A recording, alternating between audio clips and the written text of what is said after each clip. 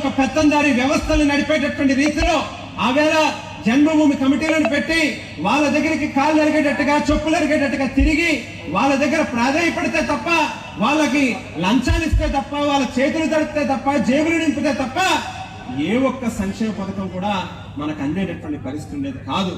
మరి వేళ మరొకసారి గనక మనం తప్పు చేస్తే ఏదైనా గతంలో చంద్రబాబు నాయుడు గారిని నమ్మి ఆవేళ బీజేపీ, జనసేన, తెలుగుదేశం పార్టీలు కలిపి 2014 ఎన్నికల్లో ప్రజల్ని మోసం చేసేవో, ఇవాళ మళ్ళీ తిరిగి ఆ 3 రాజకీయ పార్టీలు మరోసారి రాష్ట్రంలో ఉన్నటువంటి ప్రజల్ని ఏమార్చడానికి వాళ్ళ యొక్క ప్రయత్నాలు ముమ్మరంగా సాగిస్తా ఉన్నారు. దయచేసి ఇవాళ మన వాళ్ళందరినీ కూడా కోరుతా ఉన్నా, ఎక్కడా కూడా అటువంటి మోసాలకి లొంగేటటువంటి పరిస్థితులు రాకూడదు అని చెప్పి ఆ దేవుణ్ణి కూడా ప్రార్థిస్తా ఉన్నా.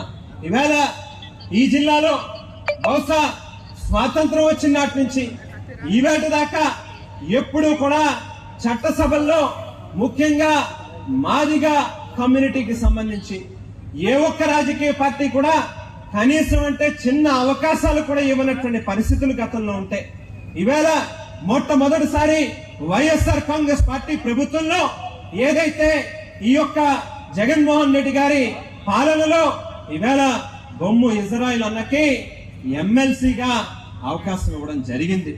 ఈవేళ ఏదైతే జగన్మోహన్ రెడ్డి గారి తాలూకా కమిట్మెంట్ ఉందో స్పష్టంగా అన్నని చూస్తేనే ఈవేళ మనందరికీ కూడా అర్థమవుతుంది అనేటువంటి విషయాన్ని కూడా ఈ సందర్భంగా తెలియజేస్తా ఉన్నా. ఖచ్చితంగా ఈ జిల్లాలో ఉన్నటువంటి మాదిగ సోదరులు మాత్రమే కాదు, మిగతా ఇతర అన్ని సామాజిక వర్గాల తాలూకా గొంతుగా శాసన మండలిలో తన యొక్క గొంతెత్తుతాడు. ఈ ప్రాంత ప్రజల యొక్క బాగోగుల కోసం ఖచ్చితంగా కట్టుబడి పనిచేస్తాడు అనేటువంటి నమ్మకాన్ని నుంచే ఆవేళ జగన్మోహన్ రెడ్డి గారు ఆయనకు అవకాశం ఇవ్వడం జరిగింది. ఈవేళ మనందరి మధ్యలో తాను కూడా రావడం, ఈ కార్యక్రమంలో భాగస్వాములు అవడం సంతోషంగా ఉంది అని చెప్పి తెలియజేస్తా ఉన్నా. మరి చివరిగా చెప్పాల్సి వస్తే ఇదే దివాన్ చెరువు గ్రామంలో ఒకానొక సందర్భంలో ఈ విగ్రహాలకు సంబంధించి కొంత చిన్న కాన్ఫ్లిక్ట్ ఏర్పడినప్పుడు, చిన్న చిన్న సమస్యలు వచ్చినప్పుడు ఆవేళ తమ్ముడు గణేష్ ముందుకు వచ్చి ఖచ్చితంగా నేనున్నాను, మీరు ఏదైతే కోరుకుంటారో వాటిని నెరవేర్చడానికి మీ కుటుంబంలో సభ్యుడిగా దానికి ఎంత ఖర్చైనా పర్లేదు మీతో పాటుగా ఉండడానికి నేనున్నాను అని చెప్పి ముందుకొచ్చి మరి ఇక్కడ స్వయంగా సొంత నిధులతో ఒక భూమిని కొనుగోలు చేసి ఒక ప్రైవేట్ స్థలంలో ఇవాళ ఒక చక్కటి బాబాసాహెబ్ అంబేద్కర్ గారి యొక్క విగ్రహాన్ని కానీ, బాబు జగజ్జీవన్ రామ్ గారి యొక్క విగ్రహాన్ని కానీ ఏర్పాటు చేయడం జరిగింది.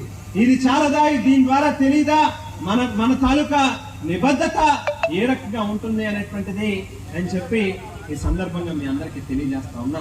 అయితే కొంతమంది అదే పనిగా ఏదో రకంగా తెల్లారు లెగిస్తే బురద జల్లాలి అనేటువంటి ఒక పక్కన సోషల్ మీడియాలకి కోట్లాది రూపాయల కాంట్రాక్టులు ఇస్తూ తెల్లారు లెగిస్తే మన మీద వాళ్ళు పెట్టేటటువంటి భాష, వాళ్ళు విమర్శించేటటువంటి తీరు నిజంగా రాజకీయ అవగాహన లేనటువంటి వ్యక్తులు, రాజకీయాల్లో ఒక చులకన భావన కలిగినటువంటి వ్యక్తులు, ఒక చీప్ ట్రిక్స్ చేసేటటువంటి చేటర్లు రాజకీయాల్లోకి వస్తే ఏ మాదిరిగా ఉంటుందో ఈవేళ స్పష్టంగా మన నియోజకవర్గంలో మన మీద విమర్శలు చేస్తా ఉన్నటువంటి ప్రత్యర్థిని చూస్తేనే అర్థమవుతా తెలియజేస్తా ఉన్నా.